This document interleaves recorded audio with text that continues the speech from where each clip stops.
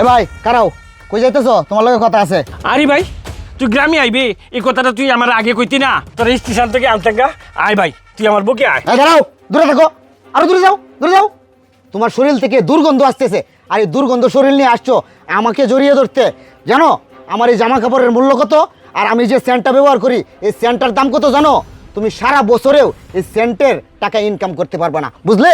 আর তুমি আসছো তোমার এই দুর্গন্ধযুক্ত শরীর নিয়ে আমাকে জড়িয়ে ধরতে। শোনো, আমি এখানে কুলাকুলি করতে আসি নাই, আমি আসছি তোমার সাথে গুরুত্বপূর্ণ একটা কথা বলতে। ভাই তুই যে কথাই কস আমি সেই কথাই শুনবাম। আগে তোর একটা কাজ কর, এই যে আইসস তোর শরীরটাতে গাম বাড়িতেছে, আয় গরো আয় ফ্যানটার তলে বইয়া তুই আগে তোর শরীরটা একটু ঠান্ডা কর, তোর সব কথা আমি শুনবাম।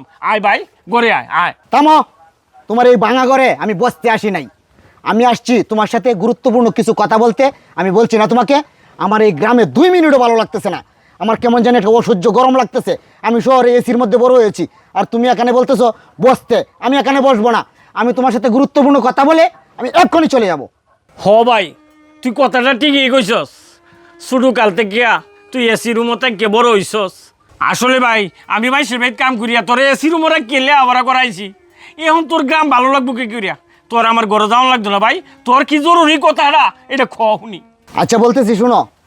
আমাদের বাবা যখন মারা যায় তখন অনেক সম্পত্তি রেখে গেছিল।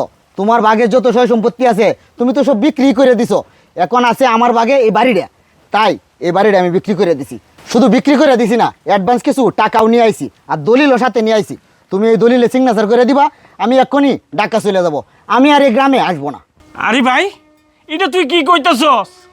এই বাড়িটা হচ্ছে আমাদের বাপ দাদার সম্পদ, এটা শেষ সম্বল, শেষ স্মৃতি। আর এই বাড়িটা তুই বিক্রি করে দিছস? এই আমার সম্পত্তি যা বিক্রি করছি আমার লাগি বিক্রি করছি তোরে মানুষ করতে, তোরে ঢাকা শহরে এসির মোড়া কিয়া লেয়াভরা করাইতে আমাদের বাপ দাদার জমিটি আমি বিক্রি করছি।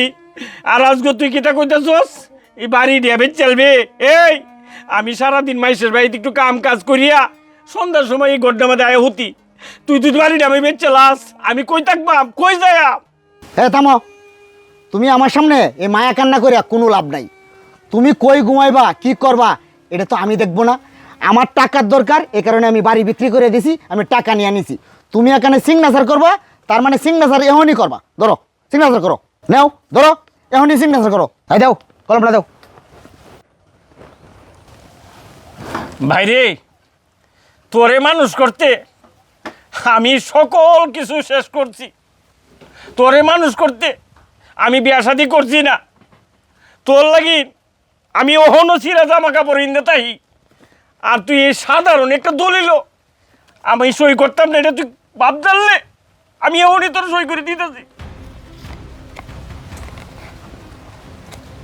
নে ভাই নে নে, তোর লাগি দলিল না খালি আমার কলজাটা ছিঁড়ে দেল তোর বাপ। ভাই তুমি দলিলটা না দেখে সিগনেচার করে দিয়াল্লা। ভাই তুমি তো মোটামুটি পড়ালেখা জানো, এই দলিলটা পড়ার মতো তোমার ক্ষমতা আছে, তাহলে কোনো কিছুর ভিতরে সিগনেচার করতে তো পড়িয়া পরে সিগনেচার করা লাগে, কিন্তু তুমি না পড়িয়া সিগনেচার করে দিয়াল্লা, বুঝলাম না। বাইরে তুই সাধারণ একটা দলিল সই চাইছস আমার, তুই যদি চাইতে আমার কলজাটা তোরে ছিঁড়ে দেলতাম, তুই আমার আদরের ভাই, আর তুই কইতাছস এটা হরিয়া আমি সই করতাম না রে ভাই। পিঙ্কি দেখছো তো, এই হচ্ছে আমার ভাই, প্রাণের ভাই। আমি তোমাকে বলছিলাম না আমার ভাই আমার জন্য দুনিয়াতে সব কিছু করতে পারে, তার প্রমাণ তুমি পাইলা তো আজকে। হ্যাঁ মজনু, তুমি ঠিক কথাই বলছো।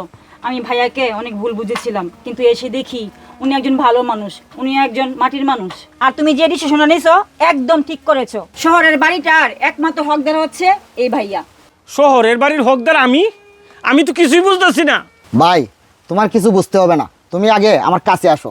ভাই তোমার সাথে আমি অনেক খারাপ ব্যবহার করছি, তুমি আমাকে মাফ করে দিও। আর শুনো, আমাদের এই বাড়িটা আমি বিক্রি করতে আসি নাই, আমি ঢাকা শহরে একটা বাড়ি করেছি, সেই বাড়িটা তোমার নামে লিখে দিছি, এর জন্য এই দলিলে তোমার একটা সই নিছি।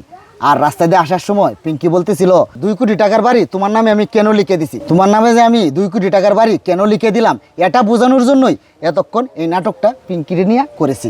ভাই অনেক খিদা লাগছে, এখন বাসায় এসলো, আর এই টাকাগুলি রাখো, তুমি কিছু জামা কাপড় কিনবা, আর ঋণ টিন থাকলে ঋণগুলা দিবা। আর আজকে বিকালেই তোমাকে নিয়ে আমরা ঢাকা চলে যাব। তোমার এই গ্রামের বাড়িতে আর থাকতে হবে না ভাই। আয় ভাই, আয় আয় আয় আয়, ঘরে আয়।